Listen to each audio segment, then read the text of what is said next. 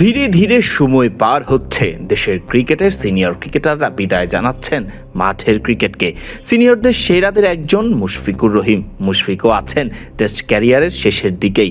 পরবর্তীতে দলের হাল ধরবেন কারা, নতুনদের মধ্যে কারা হয়ে উঠবেন সিনিয়র, এই প্রশ্নই স্বাভাবিকভাবেই ঘুরপাক খেতে থাকে নিশ্চয়ই ক্রিকেট ভক্তদের মনে। সংবাদ সম্মেলনে এই প্রশ্নের মুখে পড়েছেন মুশফিকুর রহিম।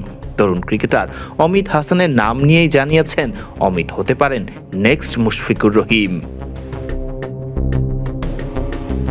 মুশফিক ব্যাট হাতে এবং কিপিং গ্লাভস হাতে দেশের ক্রিকেটকে দিয়েছেন অনেক কিছুই, কখনো সেঞ্চুরি, কখনো বা ডাবল সেঞ্চুরি হাঁকানো মুশফিকুর রহিম রঙিন পোশাকের আন্তর্জাতিক ক্রিকেটে নেই।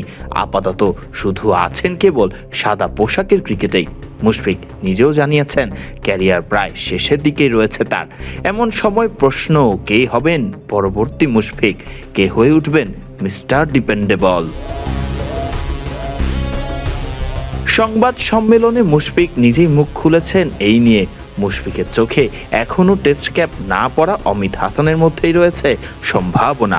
মুশফিক বলেন, আমি চেষ্টা করব যে আমি ছাড়ার আগে যেন অ্যাটলিস্ট আরও 2-3টা প্লেয়ার যেন ওই জায়গাটায় থাকে, সো দ্যাট বাংলাদেশ টিম যেটা বললেন যে হ্যাঁ আপনারা হয়তো বা অনেকে বলতে পারেন যে ওয়ানডে টিম আমরা 3-4 জন চলে যাওয়ার জন্য ওই জায়গায় একটা গ্যাপ সৃষ্টি হয়েছে।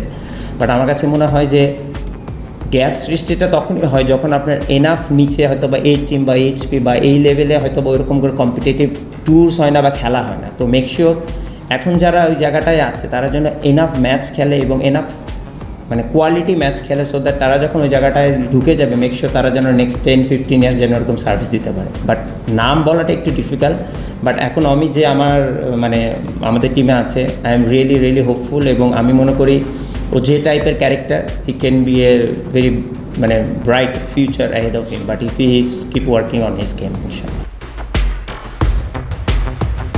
ইতোমধ্যে চোটের কারণে সাদমান ছিটকে গেছেন সিলেট টেস্ট থেকে। গুঞ্জন আছে চোটের শিকার হয়েছেন আরেক ওপেনার মাহমুদুল হাসান জয়ও। জোর সম্ভাবনা রয়েছে অমিত হাসান এবং তানজিদ হাসান তামিমের অভিষেক হবার সিলেটের মাটিতেই। এবার দেখার পালা, সুযোগ পেলে অমিত এবং তামিম দুই তরুণ কতটা মেলে ধরতে পারেন নিজেদের।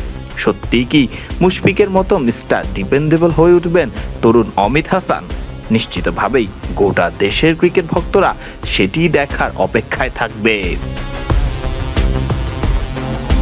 ফারদিন রহমান সকাল, বিডি ক্রিক টাইম।